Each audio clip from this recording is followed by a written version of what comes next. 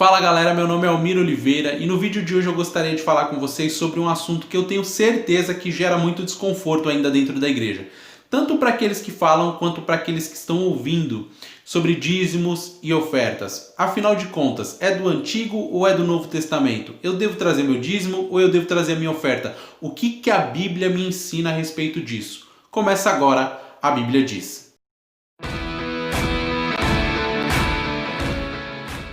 Eu tenho certeza que em algum momento da sua vida cristã você se perguntou: mas afinal de contas, Deus precisa de dinheiro? Deus propriamente dizendo não precisa do nosso dinheiro. Então por que nós levamos o dinheiro à igreja? Por que nós apresentamos os nossos dízimos e as nossas ofertas? Vamos então entender isso tudo na Bíblia. Primeiro eu gostaria de responder algumas perguntas. Eu vou tentar fazer isso de uma forma bem prática, bem concentrada, para que esse vídeo não se estenda muito e eu consiga esclarecer o maior número de dúvidas possíveis. Eu tenho aqui comigo algumas das questões mais comuns acerca desse assunto e eu vou tentar responder para você de uma forma bem simplificada, ok? A primeira questão é: o dízimo é da antiga ou da nova aliança? Se você for dispensacionalista, o dízimo é da lei ou é da graça? É muito simples de responder isso. O dízimo, propriamente dizendo, ele até antecede um pouco a lei se nós olharmos de uma forma cronológica. A lei é apresentada para a gente lá em Êxodo, porém o dízimo é apresentado pela primeira vez lá em Gênesis 14, quando Abraão entrega o dízimo a Melquisedeque.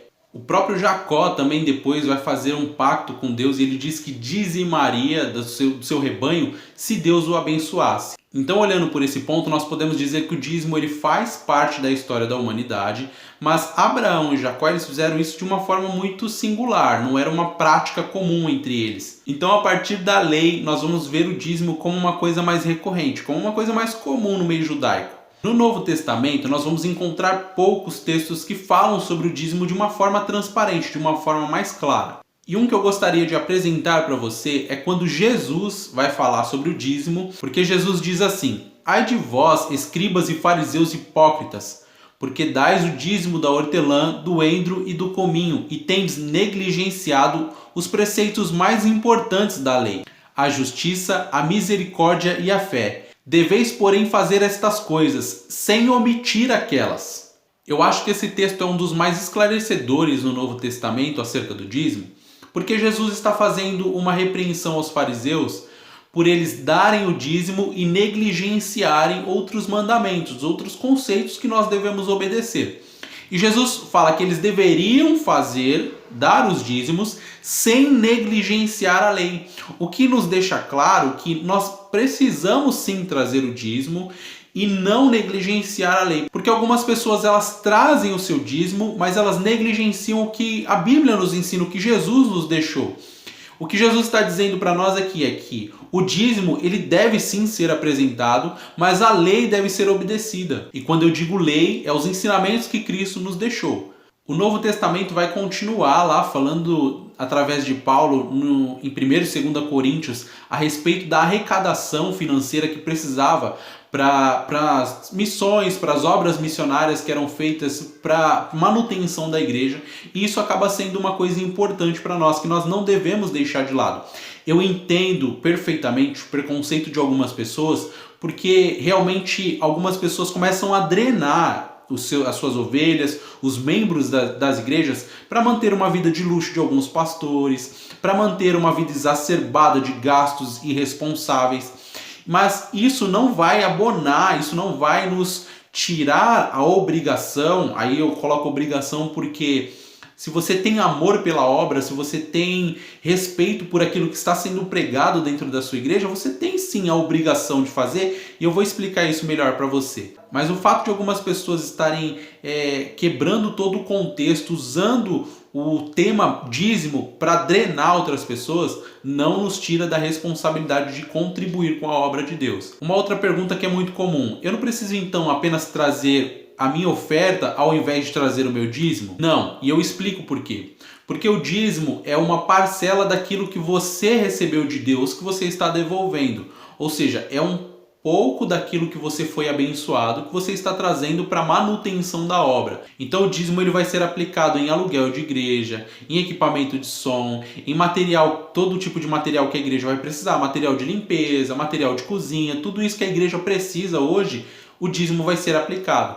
Parte disso vai ser aplicada para obras missionárias e parte disso, segundo a Bíblia, não há nenhum mal nisso, segundo a Bíblia, deve ser sim aplicada em mão de obra, em pessoas que ficam lá, ou seja, salário. Enquanto a sua oferta ela é relacionada a algo que a igreja tem como objetivo. Vamos supor que a sua igreja tenha hoje como objetivo abrir um novo ministério, abrir um novo templo.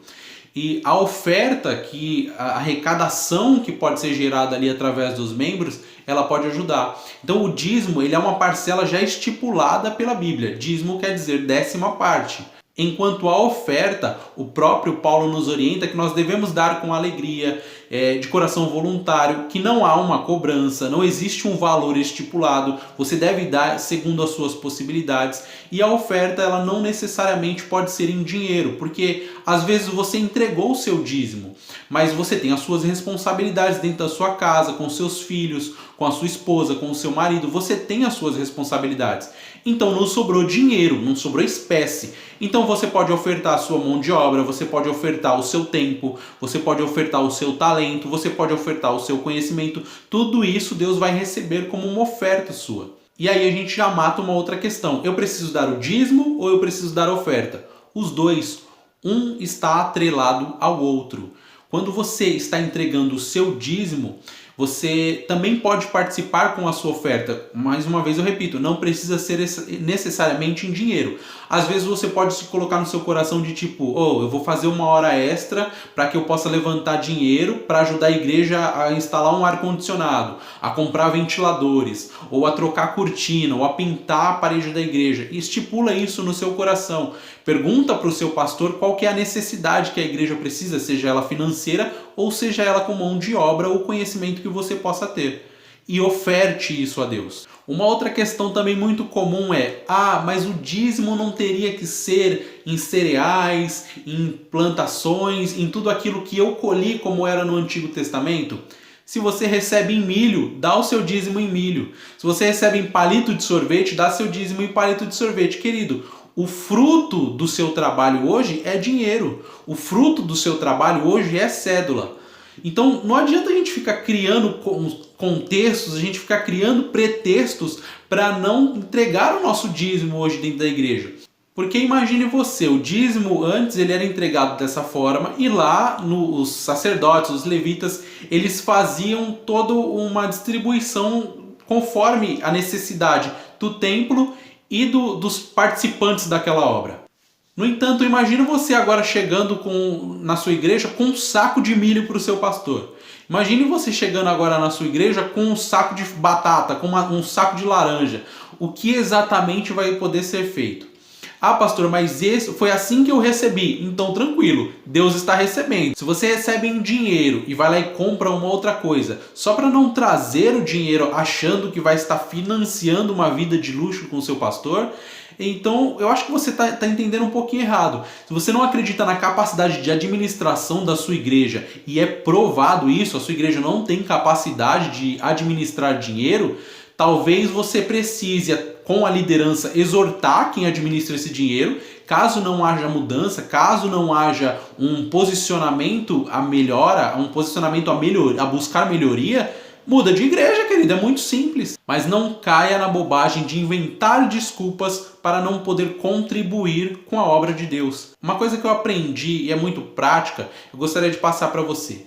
A gente hoje paga assinatura de TV, a gente paga internet, a gente paga Netflix, a gente paga Spotify, a gente paga clube, a gente paga um monte de coisa mensalmente, porque a gente acredita que tem um retorno pessoal, que há uma satisfação pessoal por trás. Por que eu não posso fazer uma contribuição mensal com a minha igreja, sabendo que a minha igreja me traz uma satisfação pessoal, sabendo que a minha igreja ela tem uma obra social, sabendo que a minha igreja ela tem um projeto de melhoria para o meu bairro, de melhoria para a minha sociedade, de melhoria para o meu país? Por que eu vou inventar desculpas para não entrar com uma contribuição mensal com a igreja e eu não invento desculpas para entrar com uma contribuição mensal com a Netflix? Você nunca fez essa pergunta, nunca se perguntou Por que eu tô pagando a Netflix? Afinal de contas, eu nem tô assistindo, já zerei todas as minhas séries. mas continua pagando. Então entra nesse coração voluntário, esse coração aberto, porque a sua igreja, com esse dízimo que você está entregando, ela não está gastando a esmo. Aí eu não sei, você tem que avaliar. Mas a minha, por exemplo, vou te falar pela minha, ela não está gastando a esmo, não está jogando dinheiro no mato, não está bancando viagens para os pastores, não está bancando luxo para ninguém. Ela está trazendo um bem para a sociedade, ela está fazendo um bem para a humanidade. Se a sua também faz isso, pensa bem, contribui. Ai, amém, mas eu não quero ficar financiando a vida do pastor. Filho, depois quando você tiver um pouquinho de tempo, abre a sua Bíblia em 1 Coríntios 9. Você vai ver Paulo dizendo para os irmãos de Corinto o seguinte, que Deus havia determinado que as pessoas que trabalham para o altar vivessem do altar. Paulo chega a dar um exemplo muito claro e muito bacana da gente entender. Ele diz que o boi que pisa o trigo não pode ter a boca atada. Por quê? Porque o boi que vai pisar o trigo, ele está trabalhando e pode ser que ele sinta fome. Então ele vai comer aquilo, ele vai comer do trigo que ele está pisando.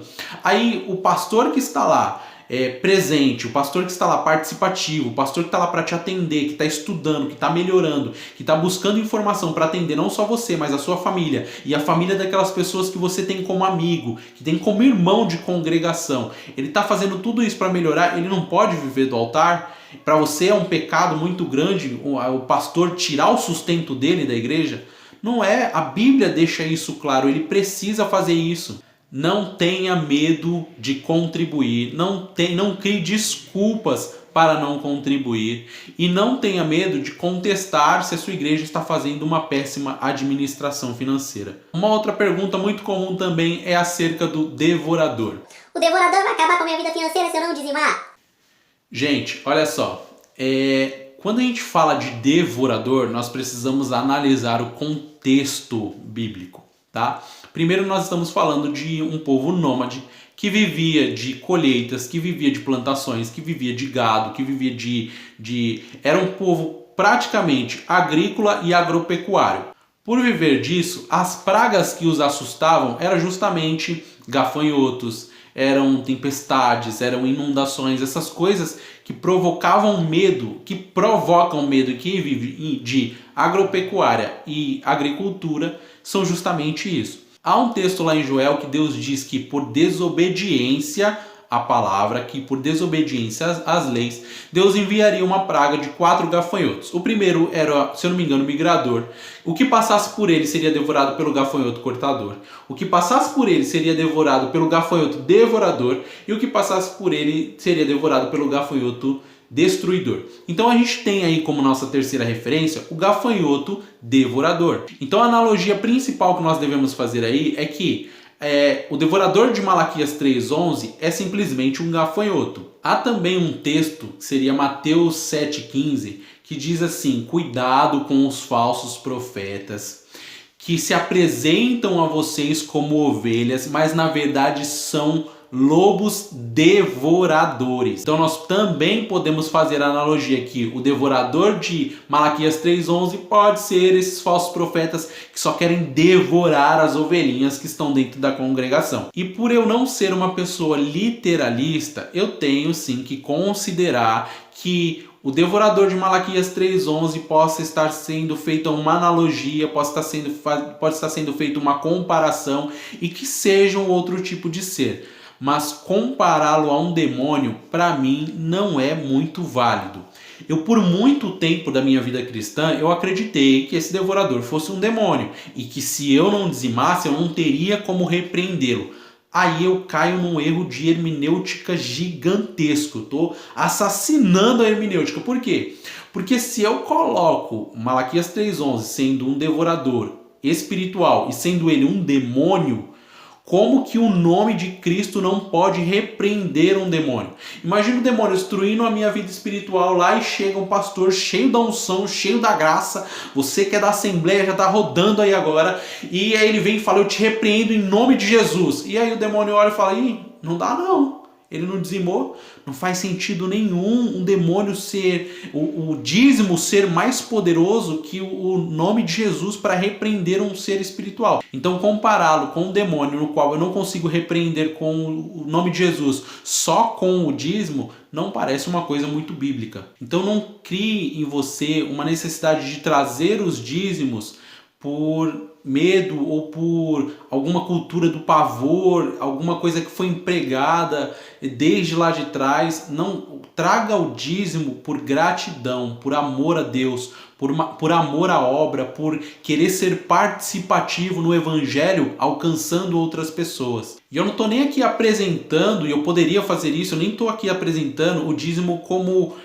dizimar é uma obediência, porque você está cumprindo o mandamento. Não vou nem fazer isso, mas daria para fazer isso com base bíblica, mas a gente não quer trazer para ninguém aqui um peso, não quer trazer para ninguém aqui o obedecer por obrigação, o obedecer porque eu tenho, que senão Deus vai se irar. Não faça isso. Porque lá em 1 João 5 vai dizer, porque este é o amor de Deus, guardemos os seus mandamentos, e os mandamentos de Deus não são penosos.